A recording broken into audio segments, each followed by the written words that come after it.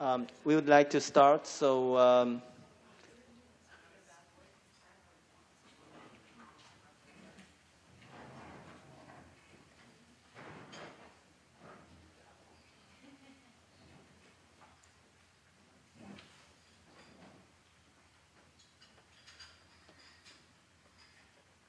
thank you very much for staying for the last panel of the symposium.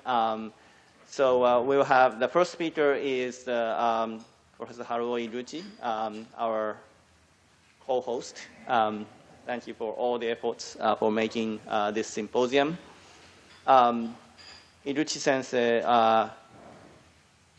sometimes, Iguchi-sensei and I start speaking in English because he seems to want to speak in English. And he was born in Manila and grew up in the US in a significant period of time and went to Brown University and then PhD of history from University of Chicago. The 2 years he worked for Sumitomo Bank. That's actually an interesting career. And then at that time, he was in Japan. Later, he was teaching at Doshisha University and then Nagoya University, and he joined the faculty of Kansei Gakuin University 2 years ago. He's a prominent diplomatic historian of American foreign policy. And he has just written a very interesting book about Herbert Hoover. It's a very interesting view of Herbert Hoover. Today he's going to talk about internationalism and from a historical perspective. Please join me for welcoming Dr. Haruo Iguchi.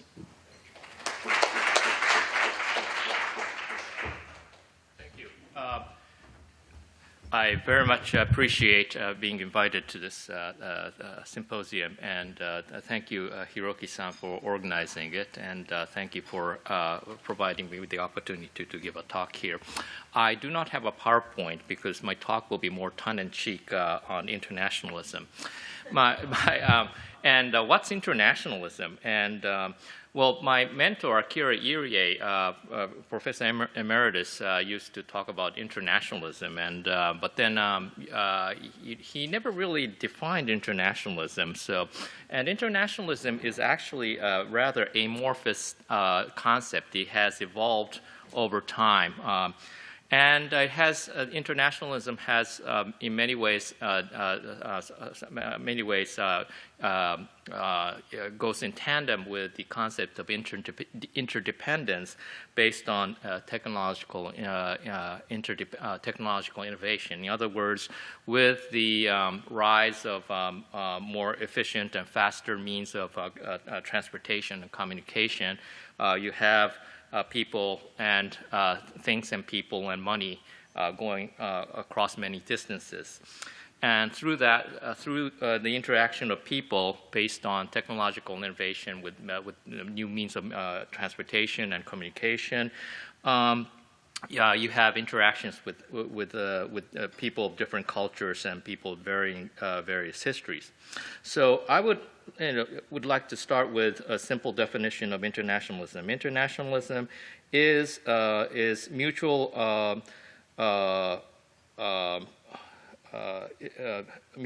internationalism is mutual respect of respective cultures and histories through various forms of interaction. And internationalism is also co-prosperity of respective economies through the principle of reciprocity. And in many ways, internationalism is achieved through the principle of reciprocal free trade and the concept of peaceful economic expansion. So when you say internationalism, there is that resonance of it has something to do with achieving mutual prosperity through peaceful expansion of the economy and mutual respect of each other's cultures and histories. Now, the cultural aspect of internationalism is something that we cherish. I mean, being at universities, if you work at universities and if you're students, graduate students or undergraduates, I think the general tendency is that we do stand for internationalism. We want to interact with people, different cultures, different people, various histories, ethnic backgrounds, and try to achieve mutual understanding. So that component is very crucial, irrespective of the degree of globalization that is taking place. But the other component of internationalism, prosperity through the principle of reciprocity, has evolved over the years. Now, at the time the Harry Dexter White hammered out the Bretton Woods system in 1944. It was an outcome based on his debate with his British counterpart, John Maynard Keynes. And when we think of the Bretton Woods system, we tend to think of it as a promotion of free trade with projection towards basically deregulation, etc. But when Harry Dexter, and I'm talking about this based on Ben Self's book, Battle of Bretton Woods, which came out, which was published about 2 or 3 years ago, and also a book by The Origins of Bretton Woods, written by Fred Block. It was a book published in the 1970s from the University of California Press, Berkeley. Now, when Harry Dexter White hammered out the concept of Bretton Woods, and he basically had an upper hand in his debate with John Maynard Keynes with regards to the blueprint of Bretton Woods, Harry Dexter White foresaw a period in which the United States would have to coexist with the socialist camp centered around the Soviet Union, because in 1944, United States and USSR were not at Cold War, and the new people, the left wing of the New Deal camp, tended to view the need for coexistence with the socialist countries in the post-war context. So the issue of capital control became very important. Capital control and how do you manage trade. Managed trade and capital control became the cornerstone of Harry Dexter White's view of what a reciprocal free trade was going to be, at least for the time being, until socialist countries would economically evolve, maybe perhaps closer towards a capitalist style of political economy. Now, we know that with the death of Franklin Delano Roosevelt in April of 1945, Harry Dexter White's chief backer, Treasury Secretary Henry Morgenthau, is booted out of office under Truman, and out goes Harry Dexter White. And there is this comeback of the Wall Street scheme of what a Bretton Woods system was going to be. And when you read Dean Acheson's memoir, you get a feel of how the Wall Street wing of the American political economy made a comeback with regards to what the Bretton Woods system was going to be. And for the time being, yes, capital control was going to take place, because in order for America's capitalist counterparts in Europe and in East Asia, namely Japan, if they were to make economic recovery, there had to be a period of managed free trade, managed trade, and capital control. Now, in the 50s, the Europeans and Japan took full, the Europeans who went under the American alliance arrangement, and Japan took full advantage of this managed trade and capital control. They were able to advance their own agenda of neo-mercantilism, industrial policies, and manipulation of the Bretton Woods system to their European and Japanese advantages. And they took that advantage for quite a long time. And that eventually became a source of grievance for the United States in the 60s as you know, in the 60s, in order for the United States to uphold the Bretton Woods system, the Kennedy administration had to try to keep the value of the dollar, and also the Kennedy administration had to pursue ways for Europeans and Japan to open up eventually towards freer trade and freer flow of capital.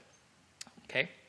And it's in the 80s when more like freer trade and capital deregulation, capital inflow and outflow began to take root in the economies of Western Europe and Japan. But and then, so what happens with the concept of reciprocity? In case of Japan, in the 50s, a person who was part of the Japanese establishment, Nobutane Keiichi, who was the chairman of the Foreign Exchange Control Commission from 1949 to 1953, argued that free trade with Americans and Europeans will be a game of give and take. Japan should not pursue its own traditional way of neo-mercantilism, but it should pursue a game of give and take, especially in the arena of banking. Okay? And because there was a tendency of Japan to try to do a rehashed version of what Japan had done in the 1930s, try to take as much as possible from Japan's trading partners and try to give less as possible. That would not work, Keiichi said. Unfortunately, Keiichi's opinion became a minority view within the Japanese corporate world, and Japan was able to get away with that in the context of the Cold War. So in that sense, what Trump is arguing in a vague way does have some resonance with what I have described about the historical aspects of U.S.-Japan trade relations in the post-war context. Now,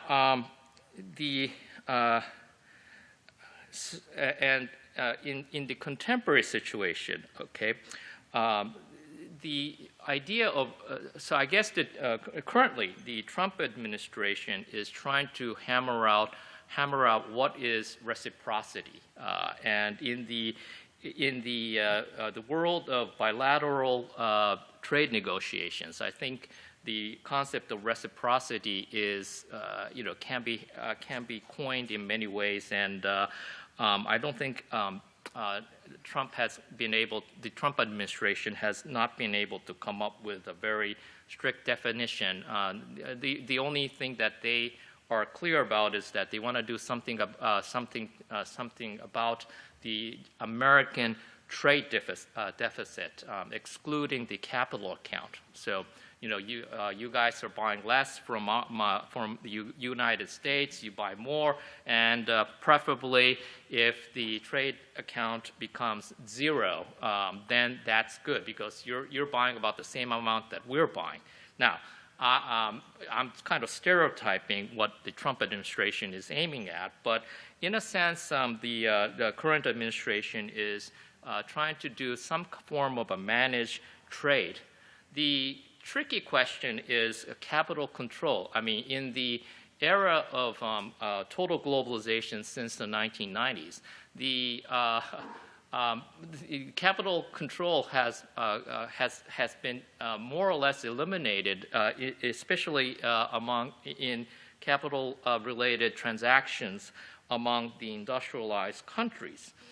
So I get the impression that the Trump administration is trying to pull back the American reciprocal trade arrangement more towards what was happening in perhaps in the 1960s or the early 1970s. When there a period in which there was leeway in providing some form of capital control and a leeway in trading of goods and across borders. Whether or not that's possible remains to be seen, because in the case of Japan, Prime Minister Abe of internationalism is geared towards the internationalism of the 21st century. If you look at his attempts to create a coalition of TPP-centered free trading nations, whether or not this will take root remains to be seen.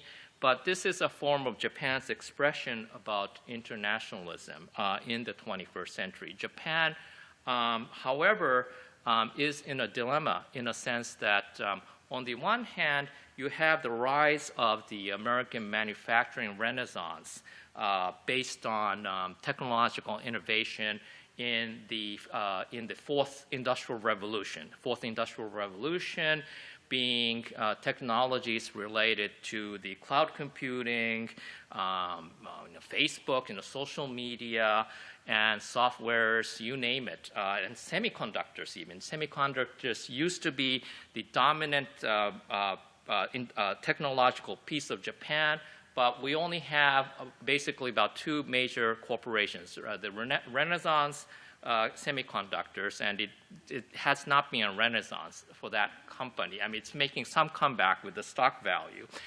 And Toshiba's semiconductor division, which got spun off to Bain Capital and Company. The Japanese investors have 51% control, so there is a Japanese control over that spun off semiconductor company. But when you think about the age of artificial intelligence, creating sophisticated semiconductors will be a crucial piece for a new manufacturing sector to thrive, in addition to service sectors and software sectors that would be dependent on a new form of AI-based technology. And that's where Japan is lagging behind seriously. And in the age, and internationalism will exist at the cultural level, mutual understanding of histories, cultures, ethnic identity, etc. That's important. But when you think about the bilateral relations between United States and Japan, whether or not Japan maintains equality with the United States will be dependent on to what extent Japan can innovate in the coming years. And that's where I am extremely worried about. We have an education system that is very rigorous in stupid entrance exam system, where you go through attrition of a lot of getting a hangover, many information and pattern learning, but not enough creative learning to be exhibited in exams to show that you can piece together various forms of information and put a spin on it. That's where average Japanese students lack, and that's basically due to the fact that Japan is still pursuing an outdated educational system. But in compared to that, United States is doing, although the, when you do like average math exam, etc., United States does not score high among industrialized countries. However, I think with the overall ability of students after undergoing good American education, they would be much in tune with what lies ahead in the fourth industrial revolution in the context of globalization. So, in terms of great power politics centered around the concept of internationalism, Japan, whether or not Japan can retain its big power status in the dialogue based on internationalism remains to be seen. Well, during the Cold War, Soviet Union and United States did have a form of internationalism up in space because Soviet Union did have a technological competence in creating ICBMs and then space-related technologies. And there, the Soviet Union managed to have an excellent dialogue with the United States in the period of détente in the 1970s. Now, 20 years down the road, with regards to U.S. and Japan, I am terribly worried that the concept of reciprocal trade dialogue between United States and Japan might really tilt towards the United States and Japan actually being totally ignored.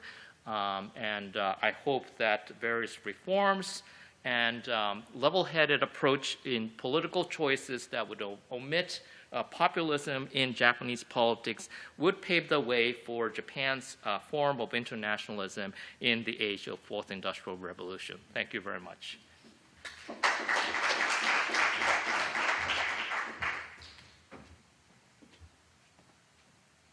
Another issue we are going to talk about is populism, and we have the best person to talk about populism today, Mr.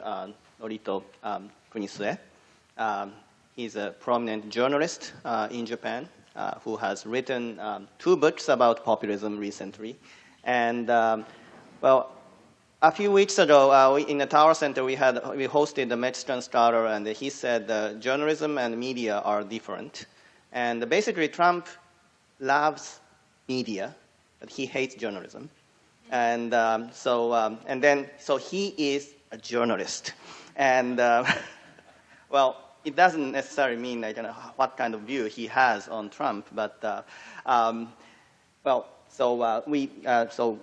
today we have a best person to talk about populism, and then that's actually the key word. So please join me for welcoming Mr. Kunisue.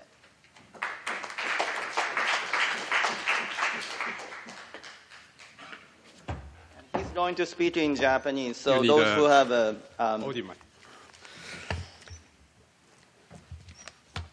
ご紹介いただきました国末です。今日お声をかけていただきどうも大変光栄に思っております。SMU の方々、漢学の方々、どうもありがとうございました。で、私は、学者ではなくて新聞記者ですので、物事を非常に単純化して喋ります。で、あまり単純化しすぎたと思われたら、またご質問していただけたらと思います。で、20年ぐらいフランスの国民戦線という、ルペンと国民戦線を取材してきましたので、それも含めて今日はお話しできたらと思います。で、まずポピュリズムについて少しどういうものかというのを整理してみたいと思いますが、これかな。今日のテーマポピュリズムと国際秩序ですけど、一般的にですね、ポピュリズムというのは民主主義の問題であるというふうに考えられがちです。ですので、通常国内問題というふうに受け止められるケースが多いと思います。で、国際問題、国際秩序との関係というのは非常にチャレンジングなディスカッションであるというふうに考えています。で、今日の結論、いきなり結論なんですけど、とはいえ、国際秩序とポピュリズムは大いに関係あると。一つは、ポピュリズムの台頭自体が国際秩序の揺らぎに起因していると。それからそこで生まれてきたポピュリズムが逆流して国際秩序に影響を与えているというふうなことかと思います。当たり前といえば当たり前なんですけど、それを具体的に見ていきたいと思います。こういう形ですね。でまずポピュリズムとは何かというのを簡単に整理したいと思いますが、よく、ポピュリズムは政治のコミュニケーションの手段であるというふうに受け止められるケースが割と多いかと思います。で、政党を介さずに直接市民に語りかけるというスタイルですね、政治スタイルで、フランスのサルコジ元大統領とか、イタリアのレンチ元首相とかが代表的な例として言われるわけですけど、こういった政治スタイルの問題とは別にですね、イデオロギーとして、ポピュリズムを捉え方があるかと思います。でこれはオランダの学者でカス・ムッデという方の概念を少し図式化してみたんですけど、ポピュリズムとは市民を2つに分けて考えるイデオロギーであると。で片方に汚れなき市民がいると、純粋な市民ですね。もう一方に、腐敗したエリートがいると。で、エリートが腐敗してるからダメなんだと、市民の言うことを聞けば大丈夫なんだというふうなイデオロギーですね。でこれはある意味で多様性を否定しているわけです。市民は常に、ピュアであると。それからエリートは常に、腐敗しているというふうな考え方で、善悪二元論になっているというふうなことかと思います。それからもう一つイデオロギーとして、ポピュリズムは、薄いイデオロギーというふうによく言われます。でこれは分厚いイデオロギーというのが別にあって、それはナショナリズムとかあるいは社会主義とかで体系だったイデオロギーと、でそれにくっついて動く薄いものが、ポピュリズムであると。だからよくポピュリズムとナショナリズムが結びつくわけですけど、それは薄いポピュリズムが膜となってナショナリズムを包んでいるというふうな形かと思います。で、これは例えてみるとですね、着ぐるみあるいはゆるキャラという、こういった存在に例えられるかと思います。中に何が入っているかが問題であって、外から見ると楽しいわけですね。でこれがポピュリズムと。トランプを見ると私はいつもこれを思い出すんですけど、こういうふうなものであると。それからポピュリズム、これは中身ですね。中身こうなってると。で、ポピュリズムはご存知の通り左と右があります。右翼のポピュリズムが、トランプに近い形で、これはヨーロッパで多いケースですね。で、左翼のポピュリズム、サンダースは南米が多くて、あと地中海に、広がっていると。でこれはよく言われるのは福祉に対する考え方が違っていて、右翼の場合はですね、福祉をやりすぎていると。だから移民とか必要ないところに福祉がいっているというふうに考えるわけですね。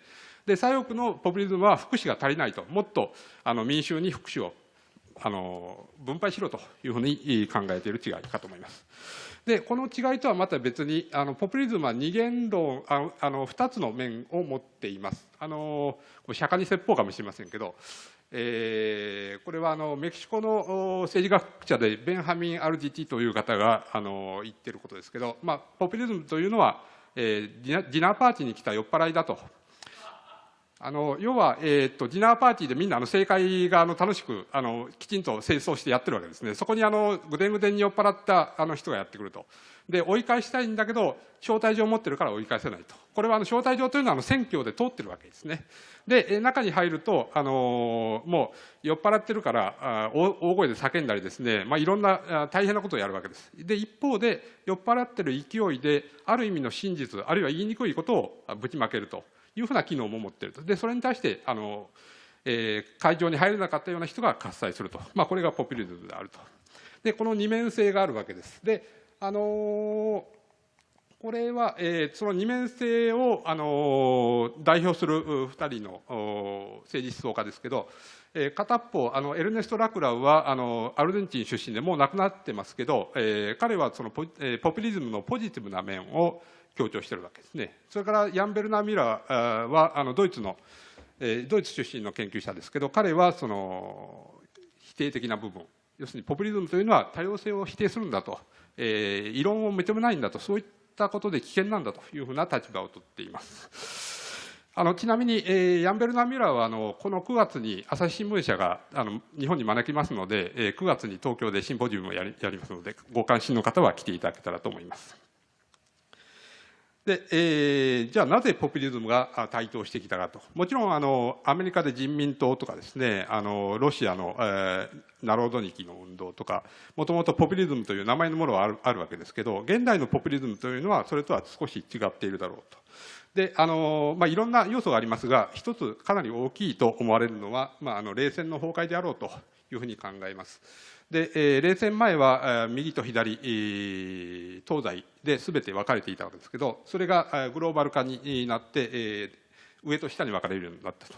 で、これは図式化するとですね、まず冷戦時代は、左右、西東に分かれていて、左の方はですね、上の方にインテリがいて、下の方に労働者層がいたと。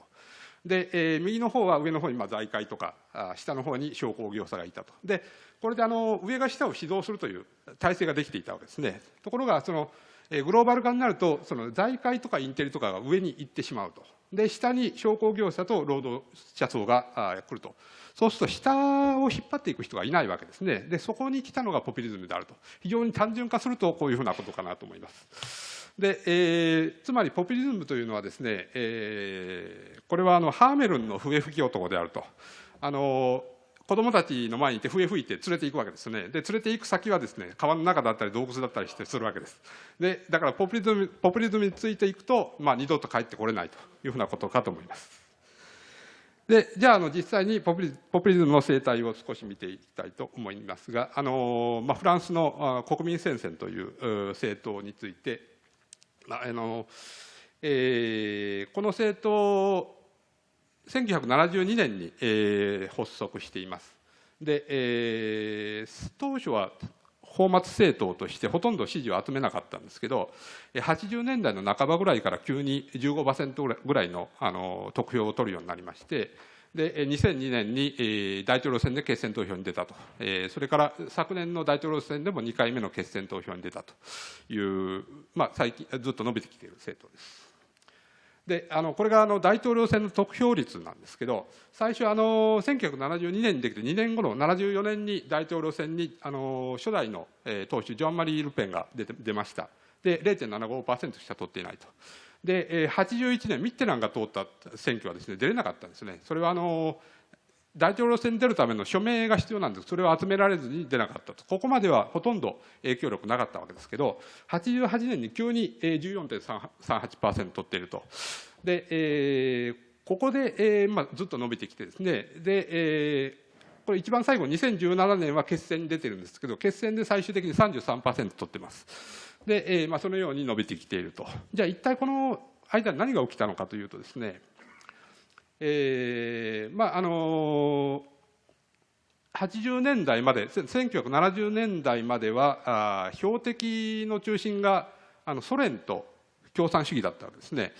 で、つまり反共政党だったわけです。で、この時移民のことは全くほとんど国民先生は話していません。ところが80年代から2000年代にかけて移民を標的にするようになったと。それから欧州連合ですね。で、この移民を標的にしたことによって支持を集めるようになったというふうに考えられます。で、現在はですね、移民の中でもイスラム主義、イスラム原理主義に対して特に標的にしていると。で、この移民とイスラム主義のどこが違うのかというと、攻撃する移民というのはイスラム教徒が多いわけですけど、イスラム主義というと文化の違いとか考え方の違いというふうになるわけですね。で、移民になるとある意味人種差別につながるわけです。で、なので人種差別の色を消して、文化がダメなんだと、文化が合わないんだというふうなことを言い出すわけですね。それからイスラム教はある意味女性に対して非常に女性の権利を認めにくい宗教でありますので、逆にイスラム主義を攻撃することによって西洋文明を守るというふうな立場を取ることができるというのが現在の主張なわけです。で、じゃあ実際に支持がどういうふうになっているかというと、これは去年の大統領選の時の各候補者への支持世論調査です。で、将来について、これフランス語です、すみませんが、上が将来について楽観的に見ていると、下が悲観的に見ているという違いですね。で、一番端マリーン・ルペン国民戦線の候補ですけど、将来を悲観的に見ている 71% と。これはっきりしてるわけですね。で、逆にその2人をこの、現在の大統領、エマニュエル・マクロンは、将来を楽観的に見ている人が 72%、はっきりとこの差が出ているわけです。それからもう一つ世論調査ですが、これは所得の差です。で、ちょっと小さくて分かりにくいんですが、4段階になっている一番上が月給1250ユーロ、だから16万円ぐらい以下ですね、非常に貧しいところが、ルペンの支持が 32%、で、マクロンは 14%。で、逆に3000ユーロ以上、だから40万円以上ぐらい、割といい給料をもらっているのは、全く数字が逆転していて、マクロンが 32%、ルペンが 14% というふうになっています。で、これ所得で格差を見たわけですけど、先ほどウィルソン先生が必ずしも所得で経済的な問題ではないというふうなお話されて、それは私全く賛成で、これは一つの要素に過ぎないと思います。で、いろんな要素があってポピュリズムへの支持がいっていると考えられまして、例えば田舎と都会の違いというのはかなり大きくなっていまして、グローバルシティだとポピュリズムの支持率は非常に低いんですね。で、近年、特にフランス、あるいはヨーロッパどこでもその傾向ありますけど、田舎でものすごくポピュリズムが伸びています。で、これは田舎というのは決して貧しくなくてですね、所得的には割と豊かな生活しているところ多いわけですね。で、しかし、ポピュリズムの支持が増えていると。これはある意味その田舎で取り残されているという意識がかなり強くなって、グローバル社会についていけなくなっていると。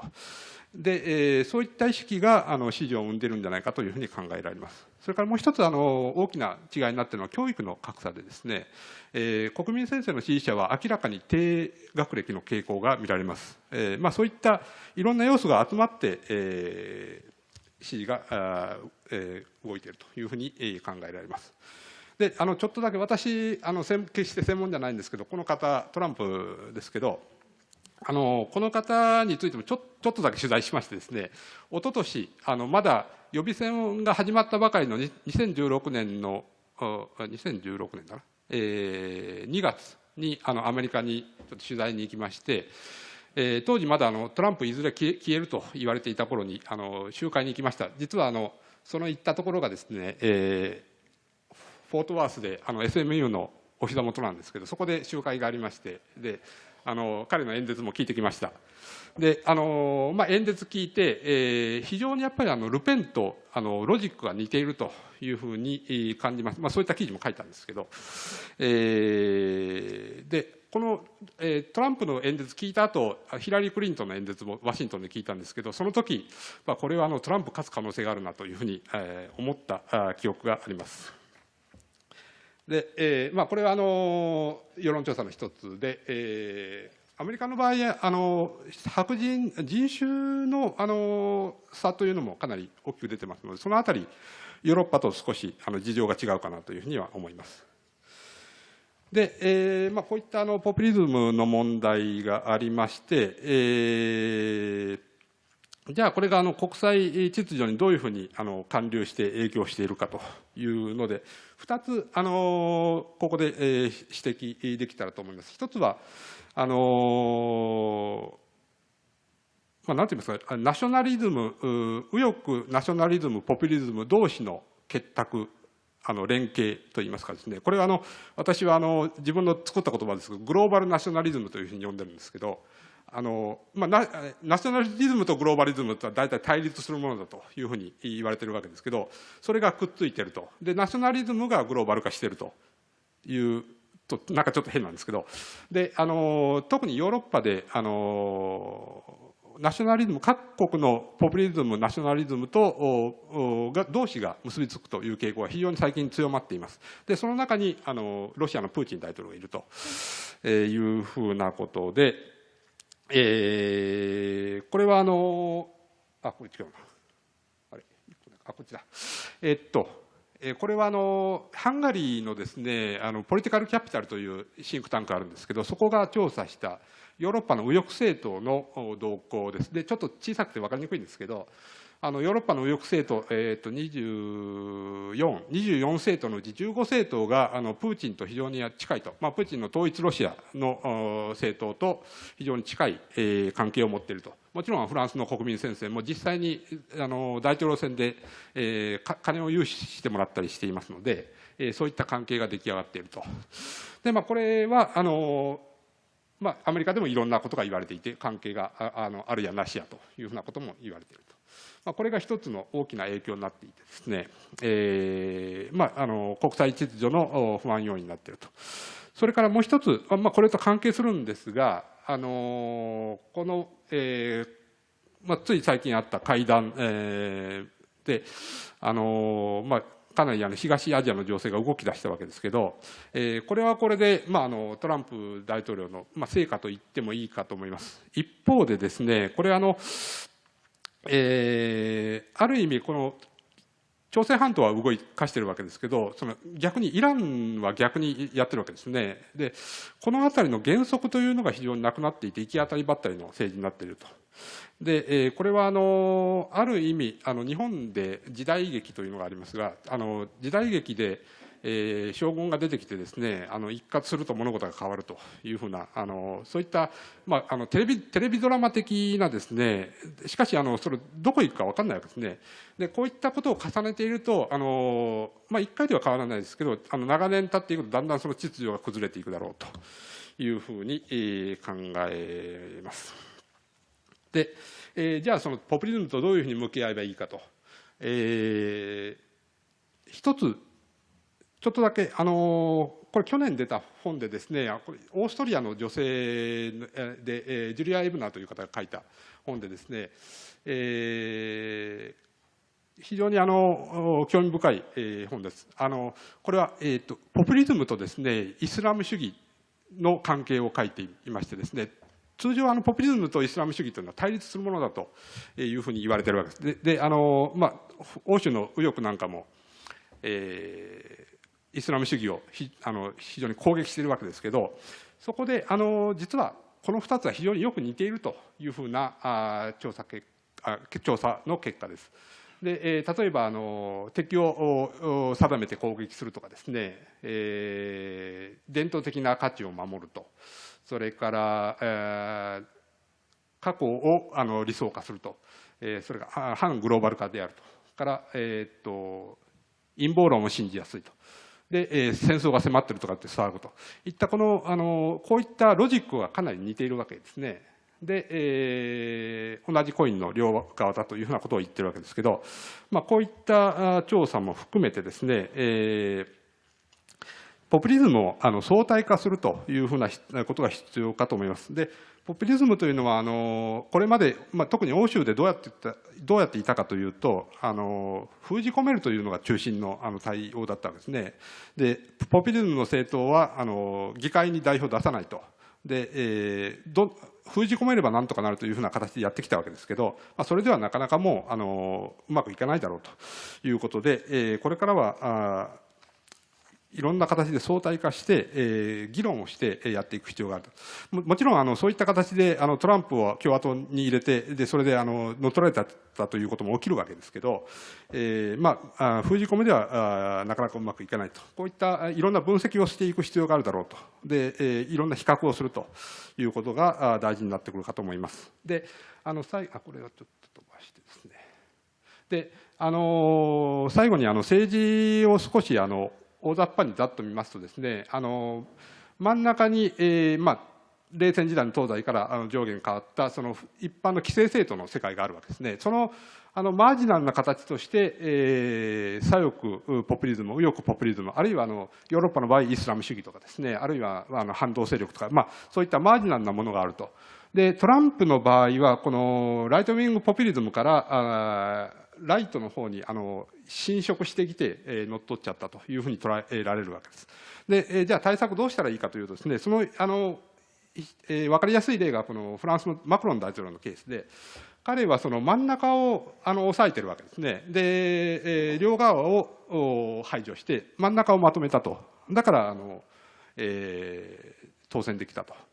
で、逆にですね、この真ん中が抜けて、マージナルなものだけで政権を作っちゃったっていうのが今回のイタリアのケースになると思います。で、同盟と五つ星が合同で政権を作ったというふうな形になると、最悪なケースになるというふうなことです。で、最後に、もう一つ最後に、昨日、ホリフィールド先生が問題提起された中で、日本のポピュリズムはどうなっているのかというふうなお話があったかと思います。で、これは考えようによる、いろんな要素があるんですけど、例えば日本には移民が少ないので、ポピュリズムがあまり出ないんだというふうな考え方もあります。それからもうすでに、例えば小泉首相とかですね、あるいは民主党政権がポピュリズムだったというので、すでに出てるんだという考え方もあると。で、私の考えでは、一つは、日本の場合、大統領制ではありませんので、国政選挙がですね、議院内閣制ですので、ポピュリズムというのは大統領制と非常に親和力が強い制度ですよね。で、カリスマ的なリーダーがいるケースが多いですので、で、だから日本の場合出てこない可能性はあると。で、逆に日本の大統領制というのは地方自治体の選挙で、大阪市の、橋本前市長とか、あるいは東京都の小池知事とかいうのは、ある種ポピュリズム的な要素を持っているというふうに言えるかと思います。で、もう一つ言いますと、大阪の橋本前市長は、右翼ポピュリズムというふうに見られているケースが多いかと思いますけど、彼の支持者を見るとですね、非常に学歴が高いんですよね。で、これは左翼ポピュリズムに典型的な例だと思います。で、橋本さんも、本人気づいていないかもしれませんけど、実は彼は左翼ポピュリズムの傾向を持っているんじゃないかというふうに私は思っております。以上、拙い報告でしたが、何かご質問がありましたら、いただけたらと思います。ありがとうございました。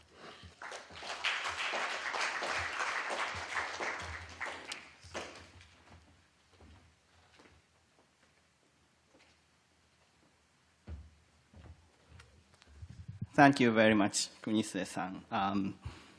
It was very interesting and makes my job a little more difficult.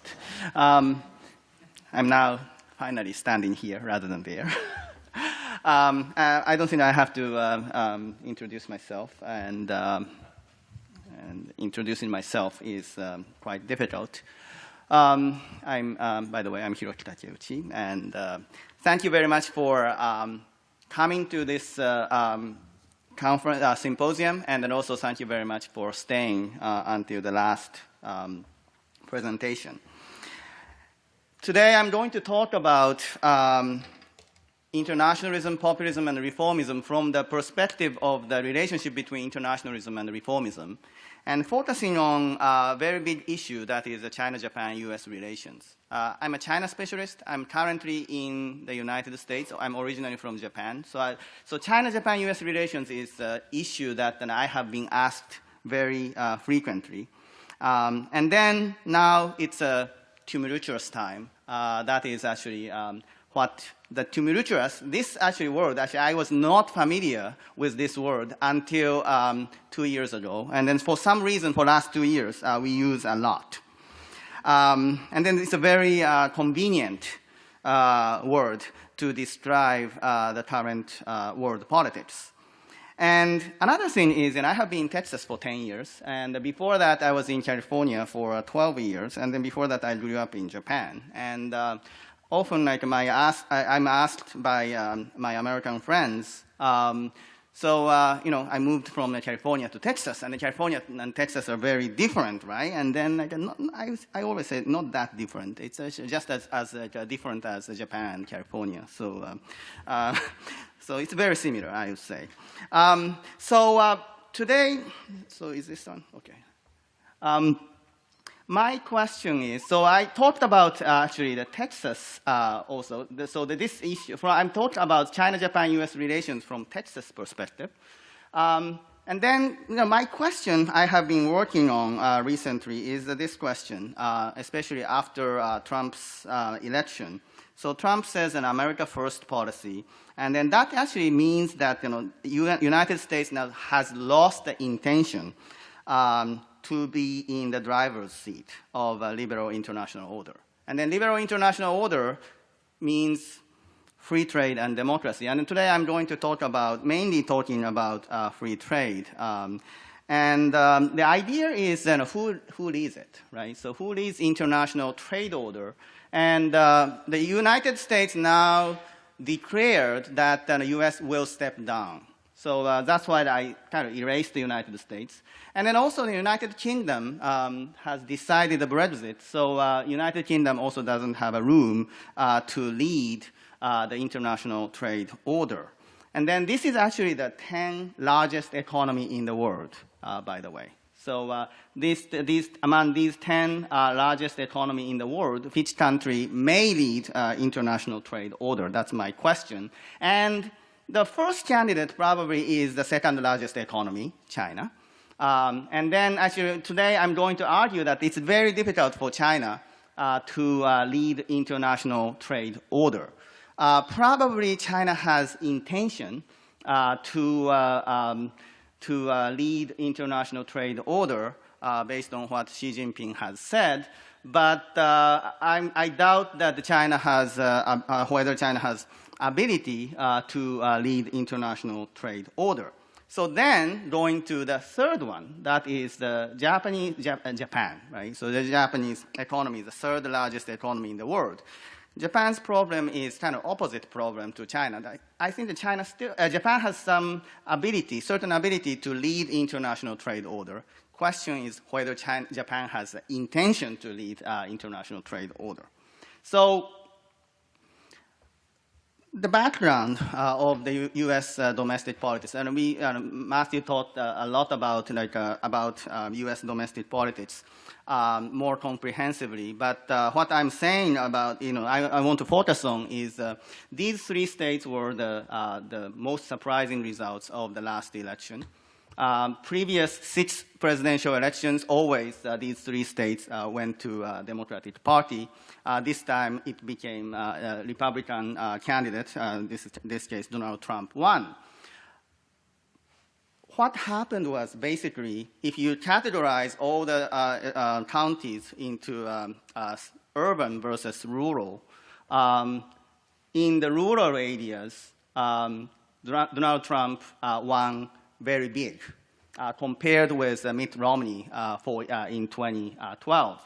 And you can see it in Michigan from the 53 to 46 into 57 to 38. Most remarkable is Pennsylvania, 71 to 26, vis-a-vis 59 to 40. And in Wisconsin, Trump won 63%, vis-a-vis Romney had won 53%. So in the rural areas, usually Republican Party candidate win, even if like a statewide Democratic Party won. But this time, because Trump got a lot more votes in the rural areas, then that's why Trump won the state, and these became the key states.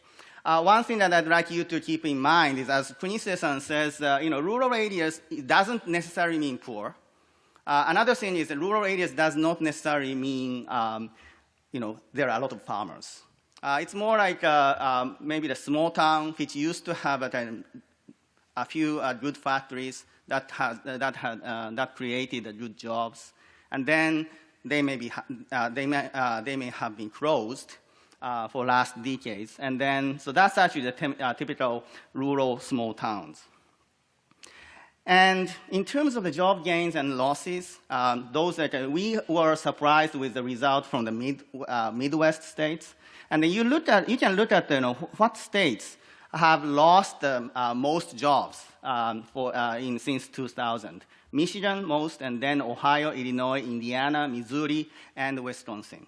These are all the Midwest states. And then in the meantime, the most job increasing state is Texas. And then Texas is kind of outlier, but it's followed by Florida and Virginia, and then they are also the southern states. So in Indiana, so one case, this is actually the very interesting article from the New York Times article. So there are 3 brothers in Indiana, and by the way, all of them actually voted for Trump. Brandon, who is a kind of unskilled worker of Alcoa, and he was earning $85,000 when he was laid off by Alcoa 2 years ago. And then so when he was 38 years old, he was earning $85,000. And then Alcoa decided to close the factory 2 years ago. And then he now has a job of like about $40,000 annual income. But look at Troy, 46 years old. I'm sorry, look at Jeremy, so the 41 years old. He has a master's degree. And then he's earning about $50,000 a year teaching at elementary school. And then he has to mow somebody's yard to maintain his life. So this is actually one problem that the United States currently has.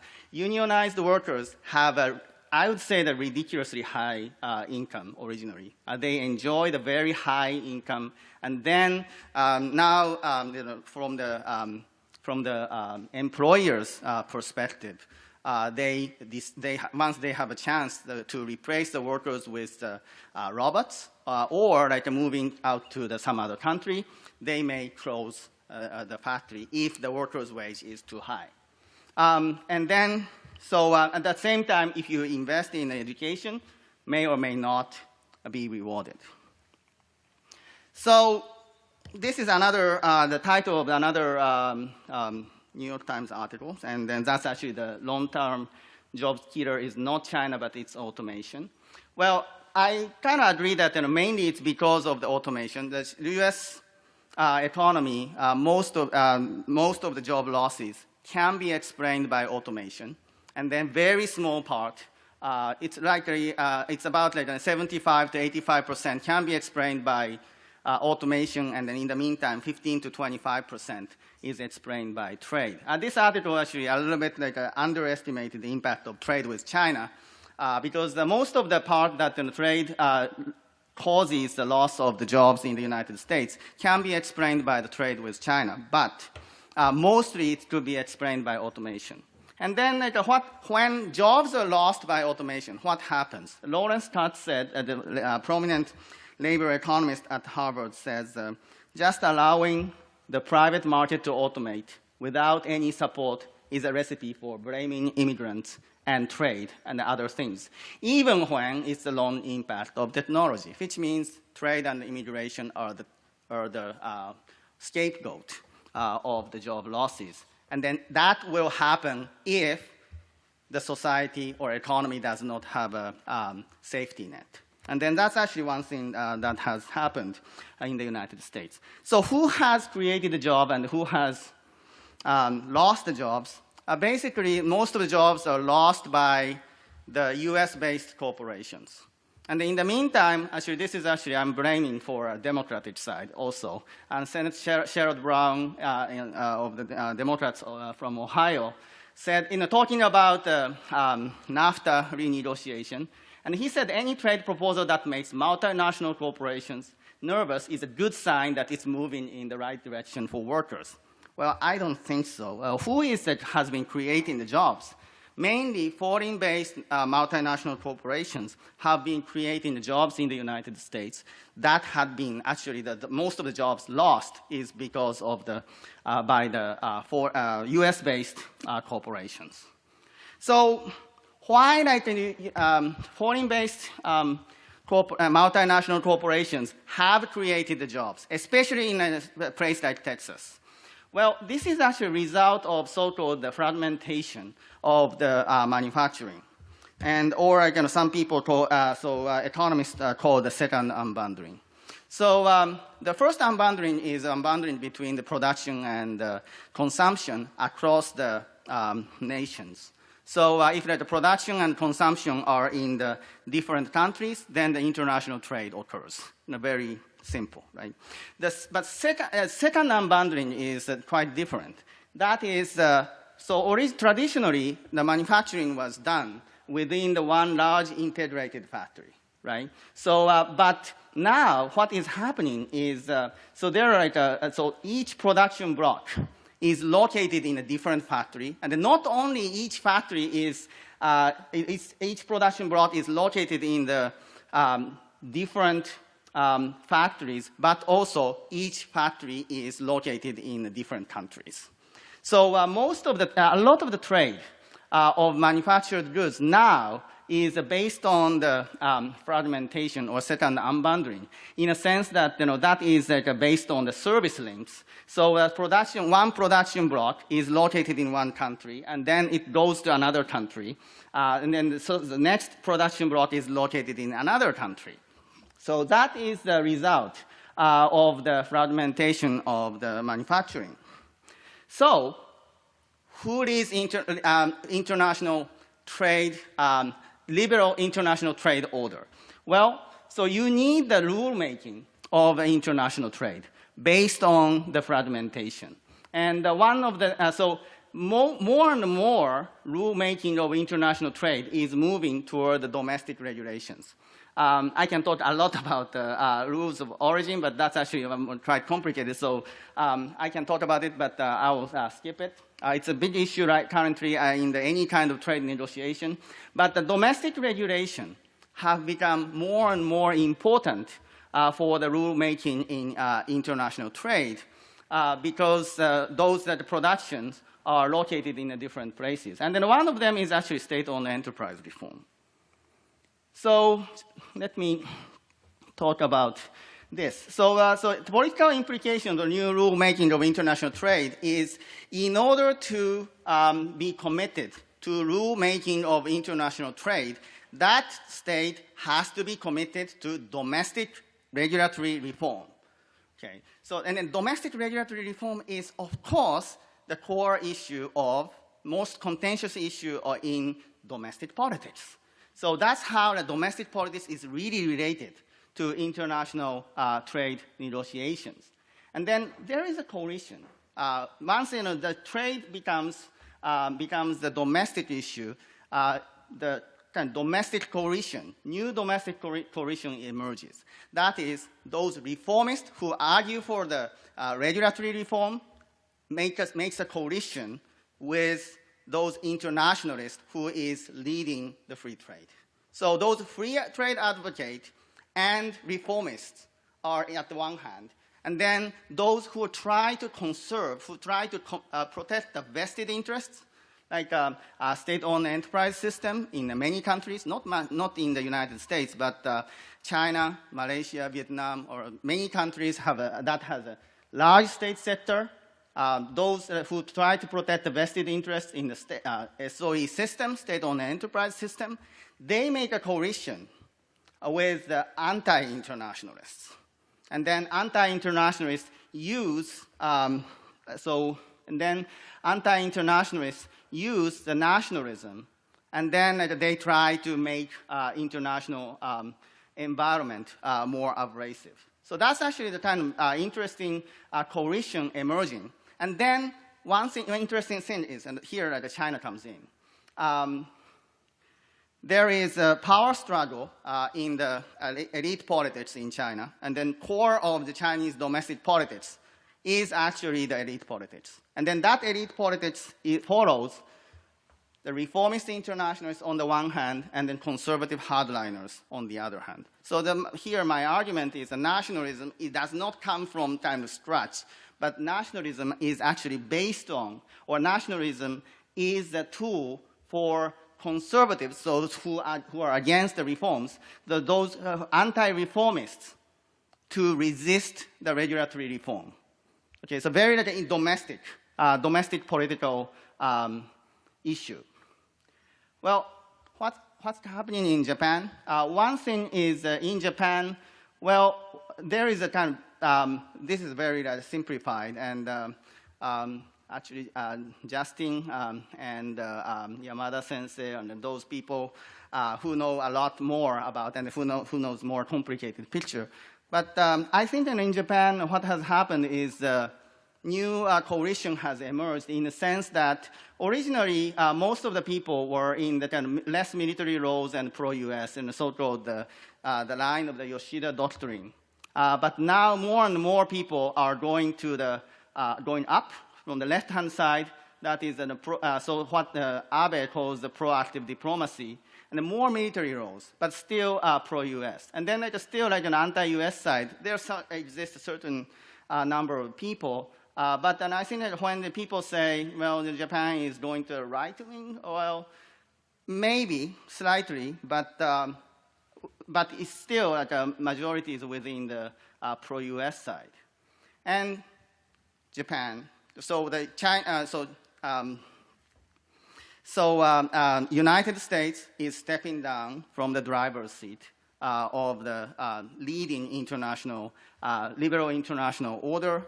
And then China needs to be committed to state-owned enterprise reform to lead international trade order. So the third largest economy, Japan, kind of steps up. And Japan, especially the Abe administration is, in a sense, a very interesting administration from a political scientist view. Usually, a political science textbook says that, well, if you are popular, you will be reelected, and then your term will get longer, right? So, but that's actually what political science theory says, the textbook says. Abe's case is kind of opposite. That is, he has become as popular, or the basis of his popularity is actually the fact that he has been the prime minister for much longer than most of the other Japanese prime ministers. And actually, he's actually getting to the record of the longest tenure of the prime minister. And that's actually considering that how his popularity was when he became a prime minister second time in 2012. That was actually amazing. So that's actually the basis of the domestic political basis that Japan had when Japan led the Trans-Pacific Partnership, and in the end, CPTPP, Comprehensive and Progressive Agreement of Trans-Pacific Partnership, was made. And then it may be expanded into TPP 11+5, such as the South Korea, Taiwan, Philippines, Thailand, and Indonesia are ready, or getting ready to be a member of the CPTPP. So where do we go from here? Well, one thing that Japanese may be in a good position to understand how Trump administration is working is, you may want to compare it with the Hatoyama administration. I think there is a lot of similarity between them, and the Hatoyama administration was quite dysfunctioning. He denied basically all the elites and the bureaucrats, etc. He himself is a very rich person. And then also some other phenomena that is during the Chinese Cultural Revolution.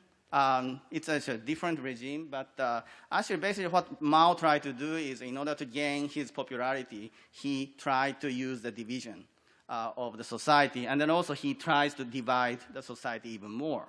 And in the U.S. and in the past, sometimes there is a division in society, and a civil rights movement that was divided, and then the South was at the anti-internationalist side, and then also U.S. Civil War, of course, it was divided between North and South. So that's actually maybe a good reference point to consider the current urban-rural division in the U.S. society. Also, what I would say is, so this is actually when I talked with Japanese multinational corporations, which have created a lot of jobs in the United States. Well, don't be committed too much to crony capitalism. So there are two different responses to Trump administration given the condition of the global value chains. Well, the Ford basically canceled the plant building in Mexico, and then Toyota kept the plant building in Mexico. And my argument is, Toyota's way is the right way. If you care about the jobs in the United States, well, Toyota's assembling plant in Mexico will get the supply of the parts from the United States, thanks to NAFTA. So therefore, that will increase the high-skilled jobs in the United States. Well, parts supplier create more high-skilled jobs. And then the fourth cancellation of plant building in Mexico will decrease the high-skilled jobs in the United States. So the third thing I say is making a pro-global international coalition. So this is going back to the question, original question, who will take over the driver's seat of liberal international order? Well, I put the question mark to the countries that has a large state sectors, because in order to lead the rulemaking of international trade order, the state has to be committed to state-owned enterprise reform. That's a very difficult. So the China, India, Brazil, which have a large state sector, may not be a good candidate to lead international trade order. Well, Japan is the largest economy among those which does not have a large state sector. And then my suggestion is Texas should join it. And then to conclude, I'd like to comment on the next large national level election, next important national level election, that is a Mexican presidential election. And Mexican presidential election frontrunner, López Obrador, is often criticized as quite an extreme or a populist candidate. And then some people compare him with Hugo Chavez, which I disagree. But what he reminds me of is actually he's quite similar to Abe before becoming the second term. And then, so that's why this is actually Prime Minister Abe's advice to a new Mexican president. If he wants to keep his popularity, well, this is what basically Abe did after he became Prime Minister. By the way, in 2012, I remember some people criticized Abe that Abe might become the right-wing nuts. And then many people who worried about actually was relieved after finding that he was not a right-wing nut. So what he has done, and then maintain his popularity and then stay in office, is he took the position of pro-free trade, pro-reform, pro-US, and he has stayed in the centrist, right? So, and then most importantly, forget about the extreme ends of original constituents. And then if Mexican president does this, new Mexican president does this, then Mexico will join this internationalist coalition. So I'm trying to finish with a little bit optimistic tone. And thank you very much.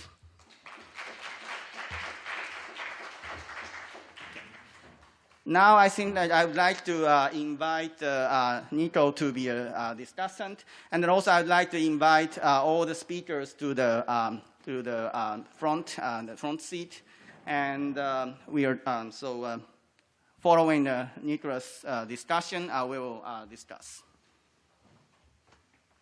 And, by the way, Dr. Nicolas Sternsdorff-Cisterna is one of my newest colleagues, but now you're in for 3 years. And his position was seeded by Japan Foundation, and we really appreciate. And Nico is a very wonderful colleague, and we are very glad that we have him. He's actually working on very interesting topics, such as food. And then also he knows a lot about wine, sake. And also one of his works is about salmon. And then now you're also now studying robot, right? So it's he's working on very interesting thing. Please join me for welcoming Dr. Nicolas Sternsdorff-Cisterna. Thank you, Hiroki, for that introduction. And thank you for inviting me. I'm a little bit of I think I might be the only anthropologist here. So when I was asked to be a discussant, I really thought about what can I offer from the perspective of anthropology to the presentations we had today. So my remarks, I will pick up on a few of the themes of populism that came up in the panel, as well as Iguchi-san's presentation on the Bretton Woods order that sort of dovetails pretty nicely with Professor Holyfield's presentation yesterday as well about the Bretton Woods system. And I was remembering back to a documentary I sometimes use in class called Life and Death. And it's a documentary about Jamaica in the 1990s when it was going through structural adjustment programs. And one of the scenes in this documentary shows a garment worker whose factory is being shut down and it's being moved offshore. And she notes the contradiction that you can close the factory and the capital can leave Jamaica. The goods that were produced in this factory could leave Jamaica, but she herself could not leave Jamaica to follow those jobs. And she noted that the neoliberal order has this weird contradiction in that it liberalized the movement of capital and goods, not that of people. So we have part of, I think, the discussion that's been going on today is trying to grapple with this contradiction of a system that privileges the movement of certain things, but not of people. And we have that sort of tension between the nation-state system and a system that aspires to be more global. The other thing on the Bretton Woods system, and I think Kunisue-san's presentation today also spoke about this vertical gap of globalization, is that there have been grumblings against neoliberalism for quite some time. This is not something that only emerged in the last few years. If you look at resistance towards structural adjustment programs in sub-Saharan Africa, in Latin America, the fact that neoliberalism doesn't have to go hand in hand with democracy, as evidenced by Chile and Pinochet. And if you mention the word IMF in Argentina in the early 2000s, or in South Korea and Indonesia in the late 1990s, you would get a lot of grumblings against the Bretton Woods international order as it was reformed from after the 1980s. And you saw this also in the United States. In 1998, the World Trade Organization met in Seattle, and the city ended up in a state of siege. So there were already rumblings about some of the inequalities that the neoliberal order was producing on a global scale. And here, the work of David Harvey, a Marxist geographer, actually is quite interesting. He has characterized neoliberalism as essentially a project of class rule. That this was a way for the global elites to reassert control and to try to move as much wealth as possible to private hands. So herein lies this sort of contradiction of a system that has produced tremendous amounts of wealth since the 1980s, but also has concentrated that wealth overwhelmingly towards the top. And this sort of moment of David Harvey brings me to the question of class. And a team of anthropologists noted it was ironic that the working class has become an explanatory tool for what's happening right now, at the same time as organized labor and the formal presence of class politics has been on the decline in places like the United States. So I think earlier Professor Wilson noted that Trump supporters actually are not necessarily working class people, that the median income of Trump supporters is actually quite high. And according to 538, the median income of people who voted for Trump was $72,000, placing them well above the median income. But with that, we have the situation where the question people are asking is why working class people voted for Trump, and not the opposite question, which is why did rich people vote for Trump, wealthy people, which is kind of an interesting question because a Clinton presidency was unlikely to really rock the neoliberal system. It wouldn't have necessarily shaken the foundations of their wealth. Another question that's been posed quite often, and it came up also today in today's session, is the question of can we divide this then by education? There are those who only have a high school education and those who went to college. But as some anthropologists, such as Chris Wiley, who works in the industrial Rust Belt, has noted, this leads to some of the strange outcomes that Hiroki noted, that someone without an education might include business owners, might include people who work in factories or the poor, and people with an education you're lumping together teachers and people who work in Wall Street and receive very large incomes. So class doesn't seem to get us doesn't seem to be the right kind of vocabulary or education to get at these issues. Now, what I would like to think about from the perspective of anthropology here is that anthropology as a discipline has often been concerned with how the other is constructed. How do we create difference and how that difference emerges? And this is a theme that's been running through the discipline already in the 1970s, for example, with looking at questions of colonialism. How is it that those countries that were colonized were constructed in theory to be inferior and in need of rule by the colonial masters. And some of this idea of the creation of the other seems to be happening in some of the things that we're discussing in today's panel, where those in rural areas, those who have not education, they seem to be perceived as the other, as those who are not part of the modern economy, and therefore marginal to the system.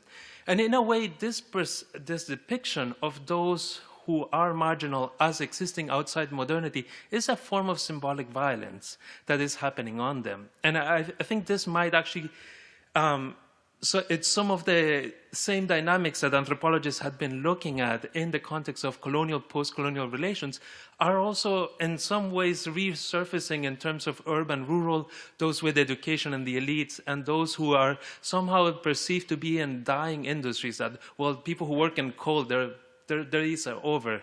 And in creating those discourses, they're being marked as existing somehow just about to fall off history, and the rest of us will continue in history. So here, the last question I will stop with this last question, which is to think about whether, and I think Professor Wilson also mentioned this word before, is the question of precarity. And if precarity might be a different way of getting at these issues rather than just questions of class. And precarity, at least in the anthropological usage, precarity often refers to a feeling of insecurity, a feeling of anxiety that may or may not correlate with class. Now, with anthropology, part of what we found, especially as a discipline that is often studying those who are marginal to society, there have been people who have been living in precarity for a very long time already. It's just that it seems that in the last little while, the pool of the precariat has expanded. And newer groups that didn't used to feel that their lives were precarious are all of a sudden feeling a little bit precarious. Now, part of what's been challenging with that is one of the lessons of post-colonial theory has been that just as sometimes the other is scapegoated for explaining what are the faults of the system, so in the United States, undocumented migrants are to blame, who themselves are already in a precarious position, there's also an expectation sometimes that change will come from the margins.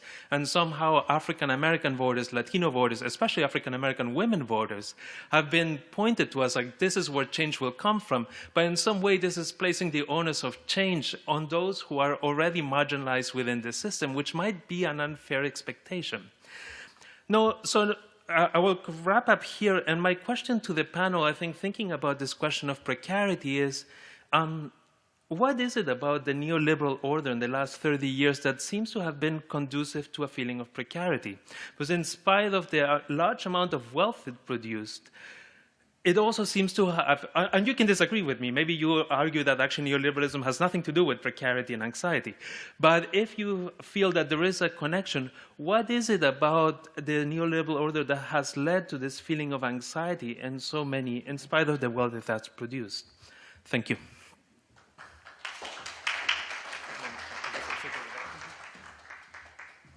I think we will take a question from the floor first before panelists will answer the questions from Nico. So anybody who wants to start? Zach? I have a question for Dr. Iguchi. What steps do you believe can be taken to foster innovation and curiosity in students, not just in Japan, but anywhere in the world? Well, I'd like to take a few questions. Jim? I just wanted to say the market creates precarity. Oh, I'm sorry. The market creates precarity, I mean, by definition. So, I mean, anytime you have market relations, it destroys the community, it destroys the solidarity of the community. Would you agree with that?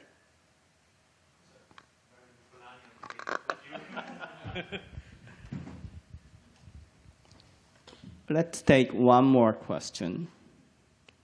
Yes. 井口先生に、日日本とそのアメリカのその教育システムの違い、例えば先生がおっしゃられたように、アメリカと対等にできるかどうか、その馬鹿げた入試制度が日本にはあって、でクリエイティブな教育がなされてないということをおっしゃってましたけども、私も高校の現場にもちょっといたことがありまして、それは先生のおっしゃることはよくわかるんですけども、ちょっと具体的にそのアメリカにはちょっと教育では行ったことがないので、ちょっと具体的にわからないので教えていただきたいというのが1点と、ちょっとまだ先ほどもちょっと質問してまだ腑に落ちないんですけども、先生方は海外で生活なされて、海外での大学等で研究教育を学生に教えたりしますけども、やはりその成長するための一端としては、僕は日本はその敗戦国という概念がまだまだ私よりも上の先輩方には日本人にはつきまとっているのではないかというのが一つありまして、アメリカの先生方にも聞きたいんですけども、そういうもう敗戦国という議論っていうのはもう捨ててもいいのかどうかっていうのが2点目ですね。で、先生方のその敗戦国をもう日本はいいと、もう70年経ってるからいいというんであれば、私はもうそういう教育をしますし、いやまだまだそういうのがあるんだというのがあれば、またそのリーダーシップのね、もう日本にはたくさん頑張る若者はたくさんいます。でそういうのも今までも見てきてますんで、伸ばすのは伸ばせますけどもっていう感じです。Any other question or comment? Matthew. This is principally for my colleague Takeuchi sensei. But when you put up the list of countries that were both committed to free trade, or at least historically had been committed to free trade, and then the other list of countries that were democratic, and looking at who might take leadership of the international liberal order. Actually, the list of the 10 countries are same. That's actually 10 largest economies. And then Right, and then you crossed out ones that, right. So my question is there another piece to this puzzle? That is, the thesis that the United States is the, quote-unquote, indispensable nation, if one believes that, might rest on the grounds that the United States is the only country in the world that is in a position not only to provide leadership for a global economic order, but also has the military capacity to anchor a global security order. And none of the other countries that you listed there could do both of those things, right? There's no other country that's in a position to anchor both the global liberal order economically and to be the linchpin of a global security order. So does that mean that really there is no choice but the United States because that's the only country that can do both of those things simultaneously?